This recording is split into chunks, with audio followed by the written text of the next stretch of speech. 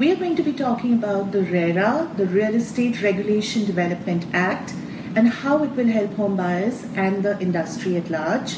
I'm Jhumur Ghosh. I'm the editor-in-chief of Housing.com News. I have with me today Avikshit Moral. Avikshit is partner at the legal firm Juris Corp. He's worked with various stakeholders at various levels for the RERA.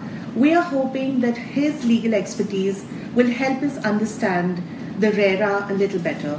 Thank you for being here, Avikshit. My pleasure. So I'm going to dig in with a slightly burning question of sorts. So we've seen a lot of reports and we've spoken to a lot of home buyers. So from various states, there have been complaints from activists, home buyers, consumer forums that the original essence of the RERA, which was meant to protect the rights of home buyers, is being lost because a lot of states are diluting the clauses.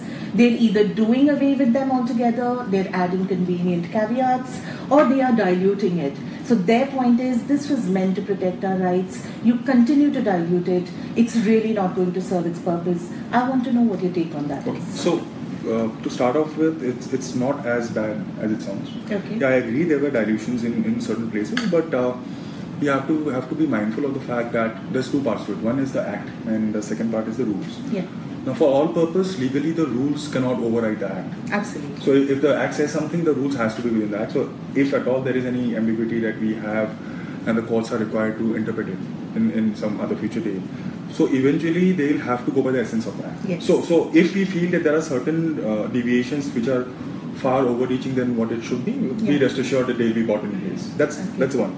But having said that, I would want to discuss a few dilutions that I have noticed, because it's very difficult to keep a track of all the states, but at least the main places like Maharashtra, Karnataka, some places in UP, because Noida and Gurgaon in there.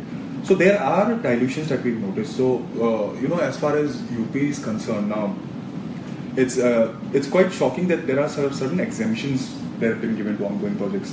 Yes. Now, generally the Act says that any project where the occupation certificate, which is what we understand in Bombay, and otherwise what they say is completion certificate, which they have defined it to be an equivalent certificate given by any authority. So it says that anyone who's not received it has to comply with that. Yeah. Now, seeing that there are certain exemptions which have been given in UP, so they say that if you made an application, it's fine. Yeah. Then you're not getting hit by that. Yeah. Or otherwise, what he says that if the project is completed, 60% has been sold, then you're fine, you're exempted. Yeah. So these are kind of small things, and also there are certain compounding provisions that they've given. So if you remember, the Act provides for certain imprisonment. Yeah. Right? So these guys, what they've done is they've gone ahead and they've given some compounding provisions whereby you're able to pay penalty and you're not required to go to jail. Yeah. So that, I feel, is a dilution to a great extent. Yeah. Again, there's one more important thing that I want to bring to your notice, which is the term cost of construction. Yeah. Why is it relevant? It's relevant from the perspective because the 70% escrow that is required to be created, now that's creating a lot of discomfort among the business people, because it's in a way not draconian, but it's quite strict.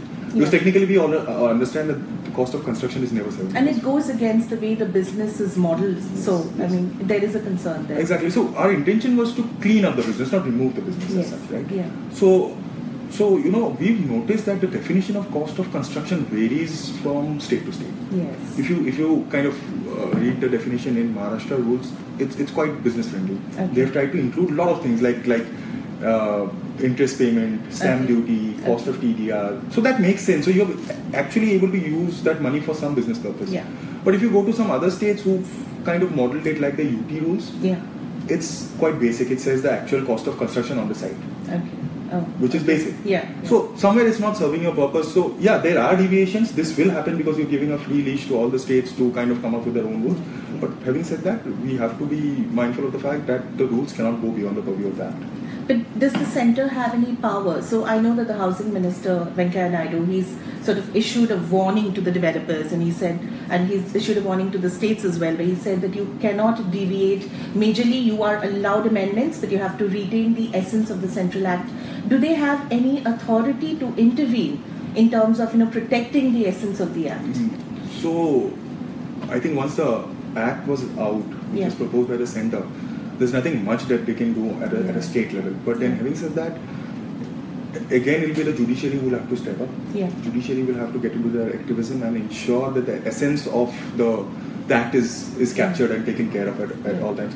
But we'll always have to be mindful that we want the buyers to be taken care of, to be protected. But at the same time, people who are doing business, who are here to do proper and honest business, are also taken care of. The balance. Has to be maintained. As in, you can't let this industry go down. Effectively, we are talking of an industry which contributes 6% of your GDP. So you can't mess around too much with this industry. So I know that you also work with a lot of home buyers and consumer forums. So with all of this background, in terms of the concerns being raised about the dilution, what's your sense? Are home buyers really feeling confident about the RERA? Are they feeling that yes, this act can really protect my interests? What has been your assessment? So whatever limited interactions that I've had, it's more like a wait and watch kind of game that's happening as of now. And frankly speaking, let me tell you, there's two parts to our act. One is the paper act, which is there on paper. But the most important part is the implementation. So you have two parts to it. One is the authority who will be looking into the administrative part, and then you have the judicial authority who will be hearing disputes. So if I can draw a parallel here, let's take the example of SEBI. So for me, this is the closest that I can get as far as the comparison is concerned. So SEBI effectively was created to take care of the investors. So if RERA performs at this level, like the way SEBI is, and they're doing a really good job. So if we have people at RERA who will be able to dispose of matters very quickly, the way the act stands, the way the rules are, I really feel it's not bad. We can still ensure that everyone's interest, including the developers and the builders and buyers, everyone's interest is taken care of. So this would be a legal assessment because you've obviously studied the Act a lot more carefully than us lay people have. So when you read the Act, do you get the sense that yes, I think there are enough clauses over there that if implemented properly, it can truly protect the home buyer's rights? So yes, there is. So if we go back a couple of years when we were under the regime of MOFA in Maharashtra, so even MOFA was not weak. But the problem was, one, when people were actually getting into a transaction of buying an apartment or buying a flat, the required diligence or the steps that they were required to take, they did not. People were investing hefty amounts. We were talking of crores of money, but somewhere the basic diligence was not done. So you may have rights on paper, but if you are not able to exercise it or take care of it, there's nothing that the Act can do. Even now, the Act says so many things that you do A, B, C, D. But if you don't care about it, if you don't actually open the website and check the actual layout that's been put or the plans that have been put, is your flat not sanctioned? Then there's nothing much that the government can do. Right? So, I really like the fact that you've raised the due diligence point because that's what I want to come to next. So there is the Act mandates, there's a lot of information that you need to sort of, put up on the regulatory authorities' website, on your website. But as a layperson, that's a lot of information for me to process, right? So can you give us like a checklist, from the home buyer's point of view, what are the compliances, the most important compliances that I should be watching out for if I'm trying to buy a house and I'm trying to ensure that I'm investing in the right project, the right developer? What is the compliance and the information that I should be watching out for? Okay, so let's break this up into different parts. One is the reputation of the developer. Absolutely. We have to have a check of the reputation, his earlier projects and how has he delivered, whether they were on time or not. That's the generic market survey that you do before you put your hands anywhere. Then subsequently, yes, you go to the website. I understand that at times it's technical. It's very difficult for a common person to understand. So you can take the help of someone who's specialized in this kind of sphere. And trust me, it's not very expensive. Because I know as someone who's buying an apartment for 2 crores or 2.5 crores, he is thinking of a loan of 2 crores, then adding up another 50,000 for architect's fees or a lawyer's fees. It pinches you. But I think somewhere down the line you'll realize that 50,000 is worth it. And because you're protecting your overall investment, that 50,000 is protecting that entire corpus. So that's how it needs to be. So if you look at it from that perspective, it's not even 1% of your actual investment. So I think it's worth it. I can give you a bucket list of things that you need to see, but I really don't think that you should, kind of go down that road and try to figure out things by yourself. I'll be honest, at times the technical part of it, especially relating to the permissions and all, and knowing. So let's take an example of a place like Maharashtra, Mumbai. Yeah. So Mumbai has different zones. Yeah. You'll have different kind of laws for South Bombay. For the suburbs, there are different laws. New Bombay will have different kind of laws because the authority are different. Sure. So the papers and the documents that are required to be checked are different. Yeah. So what I suggest is try to go to someone who specializes on that particular part. All right. Right. So a property in New Bombay would be governed by CIDCO. Yes. CIDCO has a different set of rules. Absolutely. You may sometime have a project which is SRA, which is different set of rules. Absolutely. So yes, you have to basically see. Long and short of it, you have to check the title. Yeah. As a matter of practice, most of the developers would not give you a title document as such to check, but at least what you ask for is a title report by someone who is reputed. Reputed solicitor firm should have a title report. At least the basic sanction plans. So if you're planning to buy something on the 6th floor, please ask for a copy of the sanction plan for that floor. So at least you've done your basic diligence on that. Right? Sure. If you want to go beyond that, if you're talking of hefty investments, I really suggest that you should go to the specialist. Okay. But tell me something, in terms of, and we were speaking about this earlier as well, that a part of the slowdown that has been caused, it's because there's been a crisis of faith among the home buyers. It's not like he doesn't have the monies, it's not like he doesn't have the desire to buy the home, but what has happened is he's no longer sure that, will I get my possession on time, will I get what I paid for, will I get duped? So when you have, this kind of compliances coming in, do you envisage a situation in the future where his confidence in the market comes back and thereby he returns to the market? Do you see that as a possibility? I think the need of the hour as of now, as far as the market is concerned, even the developers, the investors, everyone wants the people to come back. Yeah. We understand in the last 2 years we've seen price correction happening in most of the places in India, and there's a need. There's a need of funds. There are people who've raised funds and not been able to pay. There are defaults happening at different level because see, there is an artificial fund that is there in the market, but eventually everyone has to pay them out, and that payment can happen only from the buyers. The way things are, if you implement it properly, if the people are careful enough, I think this is the right mechanism.